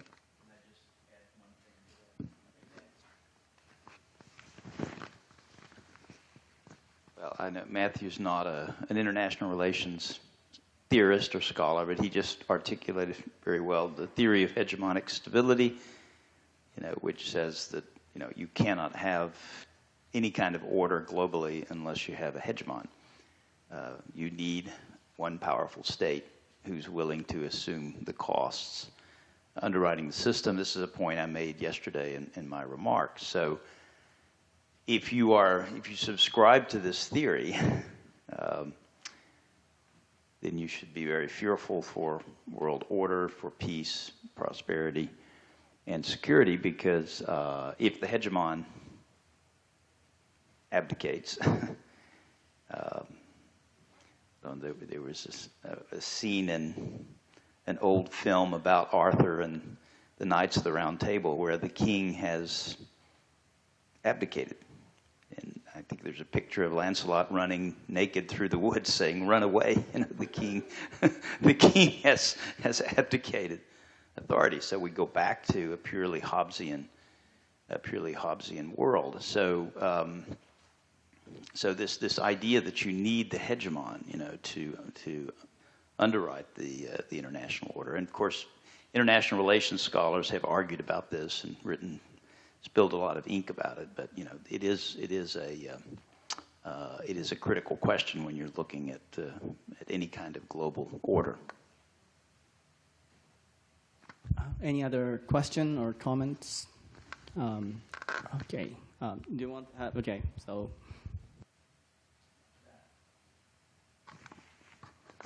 Just this is a little abstract, but it's something that I'm interested in. As jobs shifted from you know, agrarian farming to manufacturing to financial services in America, a lot of people probably at the time of those shifts called it job loss, but eventually it created a job shift. I was just interested in how you all feel AI will lead rather than job loss, but job shift, because you know, ultimately, people are probably going to continue to work in some capacity. And so I was wondering what direction you think AI is going to take in those terms. Any other? Okay, so starting with Iguchi sensei, and then we'll I'll respond. I'll initially respond in Japanese with regards to the education system. 日本の教育に関しては、例えばそのやっぱり圧倒的に中高時代そのペーパーを書いたり、要するに調査レポートを書いたりディスカッションしていることが圧倒的に少ないんですよね。でこれは私も日本の、公立の小学校に行った時期もありますし、中学校は私学の方に行ってて、でアメリカの公立の小学校行ってた時期もあったんですけども、日本に戻ってからやっぱり痛感したのは私はオタクっぽかったんで自主的にレポート書いたりするのが好きだったんですけど、圧倒的にそういうことをするような機会が少なくて、ディスカッションっていうと皆無に等しくて、でしかもそこに今度輪をかけて難しいものになって、人間関係においてなんとなくフラット化する関係じゃないんで、発言することに関して目上の人に発言するなんか気遣っちゃって発言できない子が結構いたりとかですね、なんかそれを全部引きずっていって大学生になっていくっていう子がおそらく日本の今の学生の実態だと思ってるんですね。で1年のその基礎ゼミとか見ていても、なるべく初めはディコンディショニングというか、ともかく喋ってくださいということから始めてます。いわば日本のアメリカでいうと小学校の時ショーアンテルっていう自己紹介してこういう趣味がありますとかですね、こういう人前でまず話させることを徹底的にやるようにしてます。で今の日本の企業も、この6月の半ばになって私のゼミ生4年のゼミ生も 3人は内定もらってますけど、最終面接のところでは結構そのディベートさせるっていうところを最近日本の企業導入してるんですね。でやっぱりその日本の企業は特にそのグローバル展開とかあるいは国内でもグローバル展開しているような企業に関しては、いろいろと論理的にいろいろ説得的に話せる、それで集団の中でグループワークをしていくときに人と関わりながらやっていくことについてのそのトレーニングがやっぱり求められているので、それに関するある一定の素養をやっぱりチェックしてきてるんだなと思ってるんです。でこれは企業だけじゃなくて非営利法人とかどっかの役所に勤めていても同じ話だと思うんですね。でただペーパーとかディスカッションとか増やすということになってやっぱり教員の数増やさなきゃいけないんですよね。でそれは日本の今の事情からすると非常に難しい相談なんですが、そこをなんとかクリアしていかないとおそらく引き続き受験に関しては知識重視で、知識は重要です。でアメリカの場合は逆に知識をいろいろ軽視しちゃってる、ただ AP 試験とかね、Advanced Placement has a good checking with knowledge, but ではありますけども、なんて言いましょうか、どうしてもやっぱり日本の教育は試験制度が知識偏重になっちゃってて、結局いろんな情報をつなぎ合わせて何をこう議論するかっていうのが圧倒的に少なくて、でこれが社会に出てからいろいろ問題になってきて、これが AI の第4産業革命になってくると、やはりいろんな情報をいろいろ編集してソフトウェアを作るとか、いろんな情報をつなぎ合わせていろんな政策提言をするとかですね、それが非常に求められてきているところなんですが、おそらく日本の平均的な学生はアメリカの平均的な学生と比べて、あるいはヨーロッパの学生場合によってはと比べて、そこら辺が結構劣勢に立たされてるんじゃないかなと思ってます。でここから先の I'm going to go into English with regards to what would be an ideal type of education. I guess well, more rigorous paper writing discussion, starting at maybe 7th grade and onwards, right? Or in American schools, good public schools, probably writing and discussions, would start, rigorously, maybe starting around 5th grade, right? And then if you can integrate that with a certain degree of computer programming and rigorous science, math, especially math, I think that would be great. And then expansion of sciences, experiments, but then also, work hard, play hard. I think I was amazed that in the United States, it used to be, my son went to school, public school in Newton, Massachusetts, and I remember when I was growing up in Riverdale, Bronx, after after school, kids would play.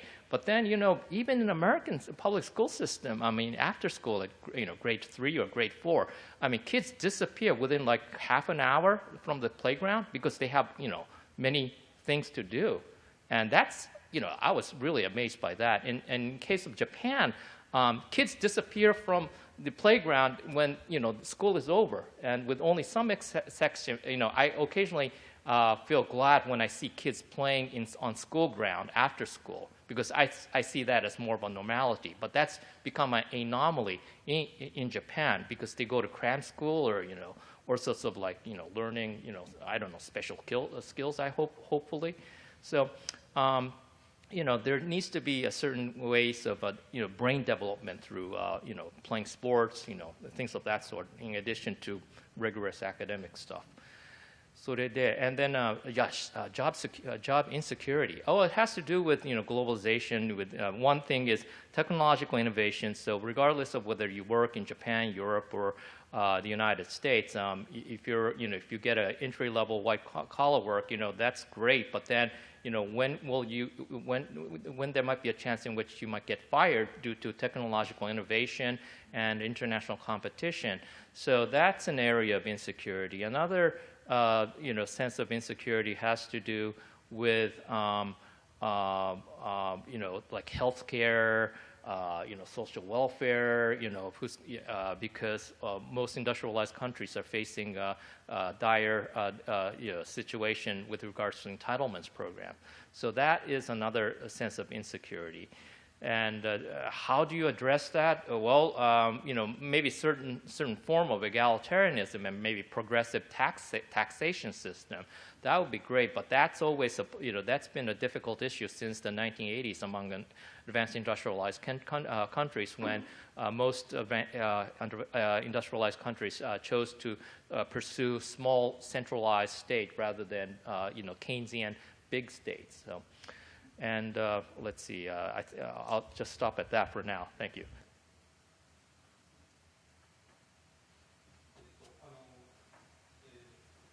2点短くお話をできたらと思います。一つはスケープゴード化についてなんですけど、これはポピュリズムと非常に深く結びついていることだと思います。で、冷戦の時代は敵がはっきりしていましたので、すべてソ連が悪いと、あるいはアメリカが悪いというふうな形で、敵がはっきりしていた。で、それがなくなって、もう30年経つわけですけど、世の中がどんどん複雑になってきてですね、だんだん説明、何が悪いのかよくわからないと、どこに責任を求めたらいいのかわからない状態になっていて、それでスケープゴート化が起きているというふうに考えられると思います。で、これはある意味陰謀論とも結びついていましてですね、とにかく何が悪いのか分からないと、それを分かりやすく説明するというふうな形で、こういった傾向が増えてきて、それがポピュリズムに結びついている面は大きいかと思います。それからもう一つ短く教育についてですけど、例えばフランスの教育だと高校の時にですね、徹底的に論文を書かせるんですよね。で、みんな論文を書けるようになると。だから高等教育を受けた人はスラスラ文章が大体書けるんですよ。日本の場合そういう教育がなくて、かなりマニュアル化していると。なので文章を書けない人が多くてですね、例えば私新聞記者の新人教育もたまにやったりするんですけど、入社してきた人が全然文章を書けないと、なんで新聞記者になれたのか全然分かんないという人がいっぱいいるわけですよね。でそれはそれで問題なんですけど、日本の場合マニュアル化してるがゆえにですね、教育の格差が非常に少ないんですよね。上の方もあんまりいないけど、下の方もあんまりいないと。で、これは日本がポピュリズムが広がらない一つの要素になっている可能性はあるかなというふうには思っています。I'm still thinking about I should answer in English or Japanese because those two questions are actually related. ただちょっと最初に日本語で簡単に答えたいと思います。井口先生のおっしゃったことでかなり言い尽くされているところはあるんですけれども、私vested interests っていうのは既得権益のことで、私は日本の既得権益の最たるものは上下関係だと思ってます。で、井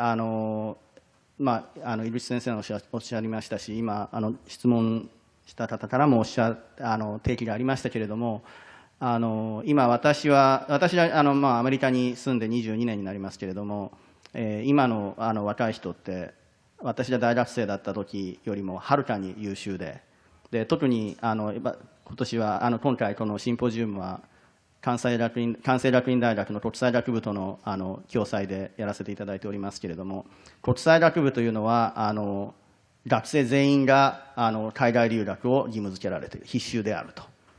で、こんなことは私が大学時代は考えられなかったわけです。で、私が大学時代の時は海外に留学する学生っていうのは変わった人で、非常に少ない少人数が留学したと。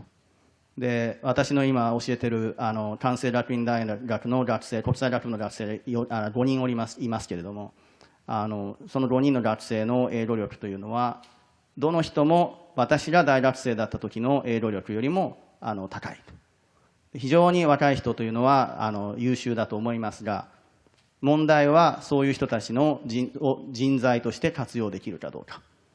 で、私は教員として、それからまただんだん年齢が上がってきておりますので、上の人がやるべきこと、教員がやるべきことというのはあまり多くないのですが、そういう若い人の邪魔をしないことというふうに思っております。ですから今おっしゃったように高校等で教えになられているかと思いますけれども、そういう時にやはり今若い人の人材は非常に優秀な人材だと思っております。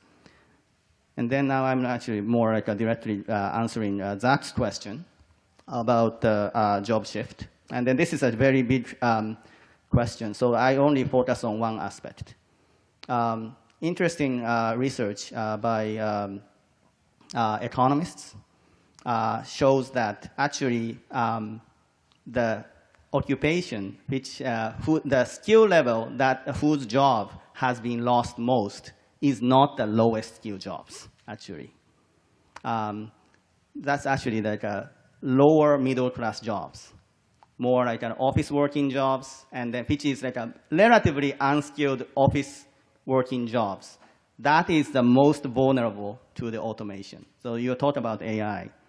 So if the problem is if you're not like educated enough, or if you do not have certain high skills, then you may have to end up with very low skill jobs.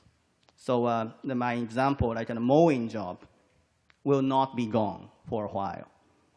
Janitor's job will not be gone for a while. But in an office job, like which just like a Xeroxing and then like a very simple office job, may be gone because of automation. So in that sense, it's very important for you, because you're young and a college student, is you have to be able to do what computer cannot do. And then what is it? It's like Iguchi sensei and Kunisue-san have told. That is, what I usually say is making and supporting your argument with logical explanation and empirical evidence, or analyzing the issue. That's actually computer cannot do. So if you're memorizing, so Iguchi sensei talks about the education system in Japan. One problem of education in Japan is memorizing, and memorizing everything and then write it on the exam. That is something you never can win the computer, right? So, so that's actually the very important. Sorry, it gets longer, but two things, two big issues that you raised. The one is anxiety or precarity based on the market. I agree with Jim that the market creates anxiety. So that's why safety net is important. And this is actually a very big issue, so, but I try to be brief. So what's happening is, if the nation does not provide safety net, those who struggle with market will blame trade, immigration, and in general, people. So some other people, like a minority or maybe foreigners, and even though they are not the cause of their struggle. That's actually the problem. So that's why safety net is very important. And then for some reason, United States has been very bad at catching up or adjusting the safety net into the new globalized and automated age. So that's actually the reason, which I would say the reason of the rise of the populism. Matthew's questions of, is there any other country that, other than the United States, that could provide both economy and security, like international order? Answer is, you're right, nobody. So, but United States has its own domestic politics, and then as a result of US domestic politics, now US is stepping down from the driver's seat of the liberal international order. I hope so. But my argument is, and related to my previous point, unless US can build and rebuild the social safety net, I'm very pessimistic whether US public opinion, US domestic politics will be supportive enough to lead to be back to the driver's seat of liberal international order. So that's actually the pessimistic aspect.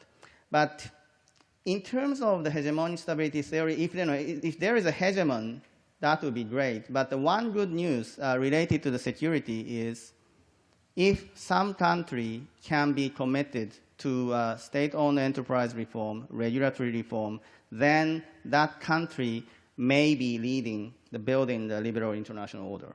Another thing is that there is a coalition between reformists and the internationalists on the one hand, and the conservatives and the nationalists on the other hand. So in order to make the world safe, and in order to change the state's behavior for more cooperative and peaceful behavior, one way to do is encouraging the domestic reform. And then what is the idea? That is a free trade agreement requiring the nations to be committed to regulatory reform. And then that's actually CPTPP is the first one. And I hope the rules set by the CPTPP will spread, and then that will spread the coalition of the reformists and the internationalists. And then that would provide, or at least strengthen, the security of the various regions of the world. Do you want to add? Just very briefly on the AI question. In the previous panel, we heard about the proposal in the Japanese government for Society 5.0. And part of the goal there is that hopefully with AI and big data, to overcome some of the demographic crunches that are coming, that with limited migration, can these tools be used to replace some of the work? The other thing, though, is that AI is primarily at this point, it helps with pattern recognition. But what you do so you might be able to discover things that otherwise would not be discoverable, yet what you do with those outcomes, that part is not exactly automated yet. So it's not like machines will outdo us completely, though I don't know, who knows, we might get there. Okay, thank you very much for staying with us until the very late of this Friday. And first, I will adjourn this meeting, this panel, and then we will have one more speaker, closing remarks by Dr. Miyata, of the Vice President of KGU. So we first will move to the seat, but please join me for approval for the proposal.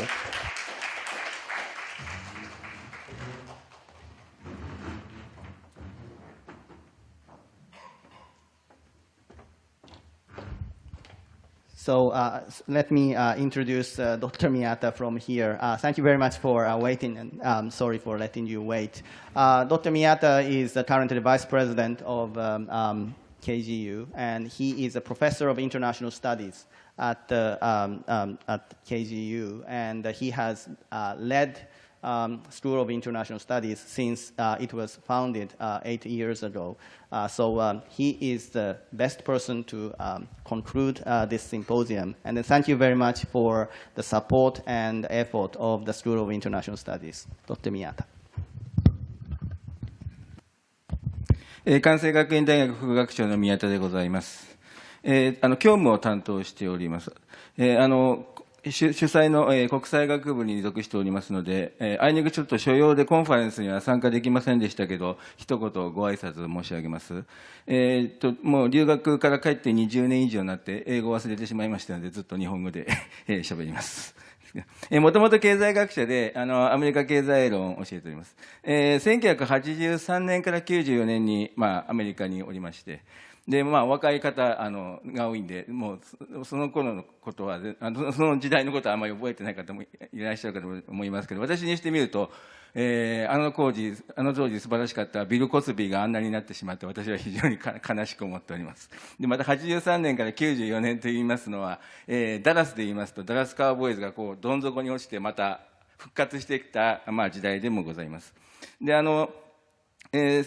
シアトルのユニバーシティ・ワシントンで材料工学を勉強して、セントルイスのワシントンユニバーシティでところで、経済学勉強しました。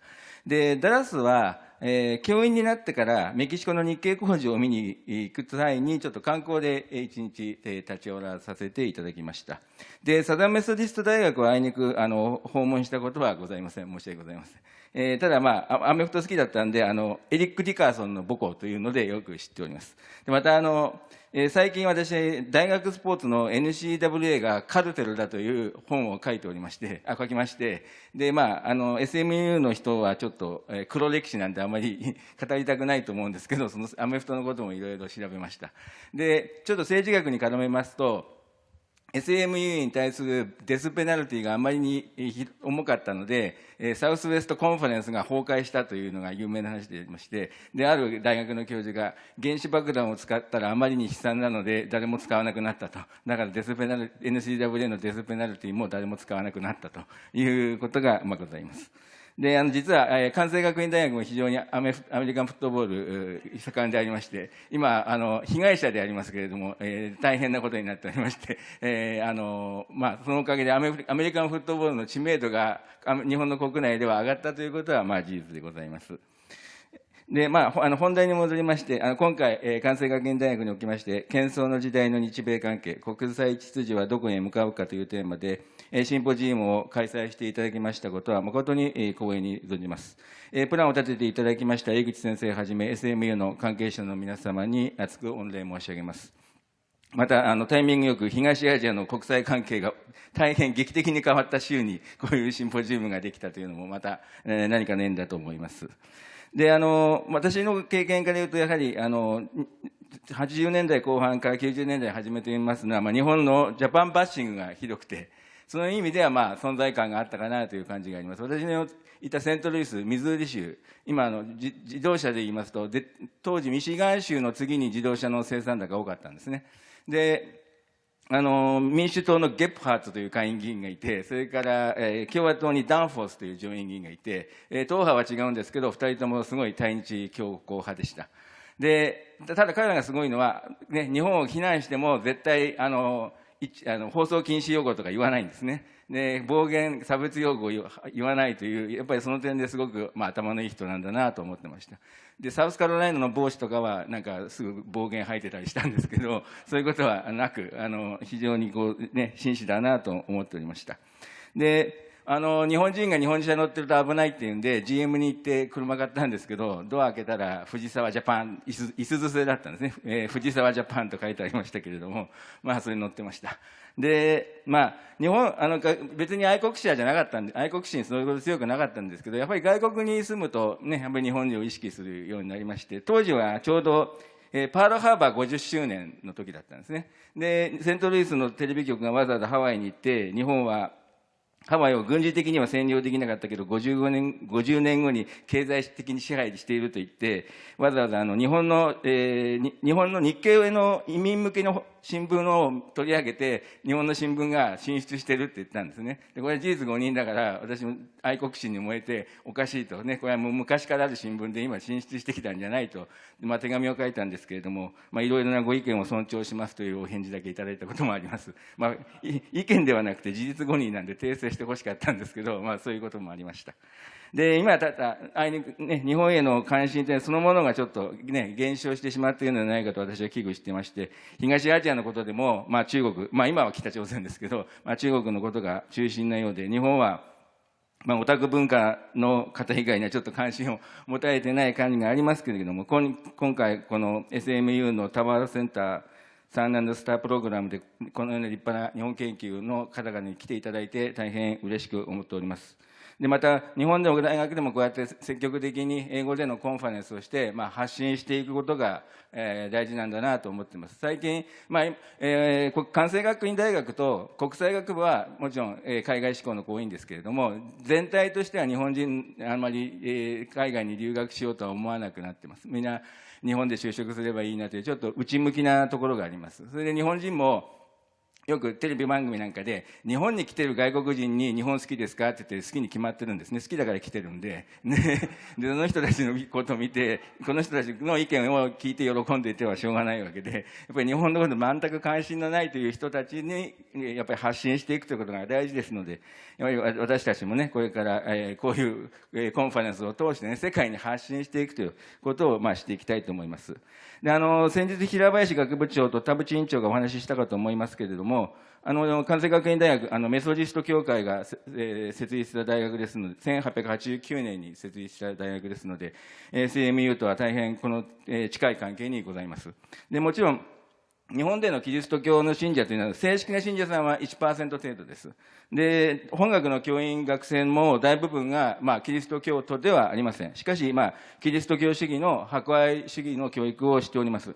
で、日本人の大部分仏教徒ですけれども、それほど仏教の教義に熱心なわけではありませんので、日本のこのキリスト教の教育を受けたということは、その学生さんにとってはものすごく強い宗教観を与えているのではないかと思っております。で、ただ、日本でのキリスト教主義教育というのは、実は、当然苦難の歴史でもありまして、第二次大戦の前には、創設期の外国人の宣教師や教員が強制帰国させられて、神学部が閉鎖されて、校歌の歌詞まで変えられたわけであります。で、その点では、マイノリティとしてのクリスチャンという、独特の文化を持っております。で、関西学院大学は実はだからマイノリティにも優しいです。LGBTQT に対しても寛容ですし、それから今度はモスレム教徒の学生に対して祈りの部屋まで作ります。キリスト教主義の学校なんだけど、そういうことをするわけですね。で、さらに東京にある上智大学とも包括的な協定を結びます。上智大学というのはイエズス会です。で、これはむしろイエズス会の方が英断なのかもしれませんけれども、ね、イエズス会の学校とも、協調を結ぶと。で、その一方で、昭和天皇が亡くなった時には、神道行事による国事行為に対して、本学を含めて4つの大学が、抗議声明を出しましたところ、右翼の、街頭宣伝者が校門の前に来て、怒鳴るということも、経験しております。したそうです。私はその時はいなかったんですけど。で、そういう優しさと、この反骨精神を持った大学であるということを、ね、ご理解いただき、また今後とも、末永く両大学の交流の強化をしていきたいと思います。簡単ですけれども、閉会の挨拶とさせていただきます。どうもありがとうございました。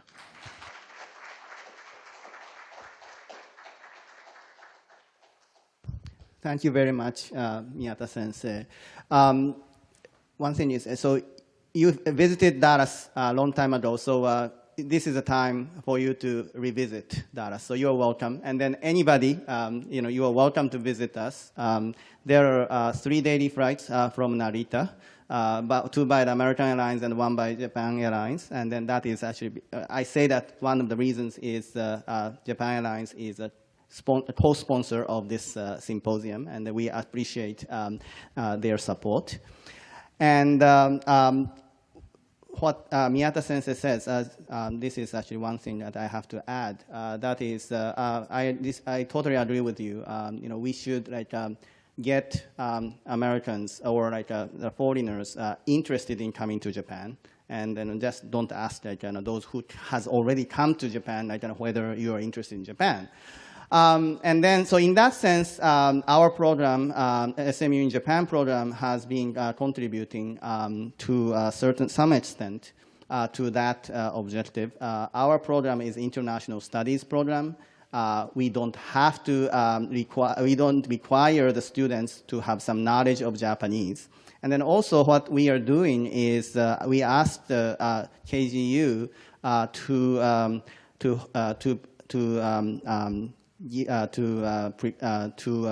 organize host families, and we are doing homestays. So it's very difficult for students who do not have Japanese to do homestays. But KGU has had a long list of the host families who can communicate with the students who do not have any Japanese language. So in that sense, I particularly really thank Kansei Doctrine University, and then also especially I thank Kansei Doctrine University of Center for International Education and Cooperation, CIC. They are headed by Tani-san, who was here yesterday.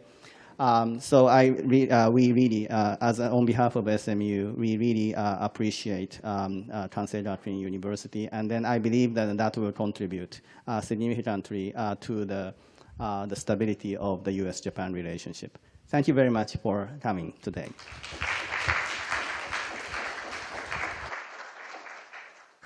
We will adjourn.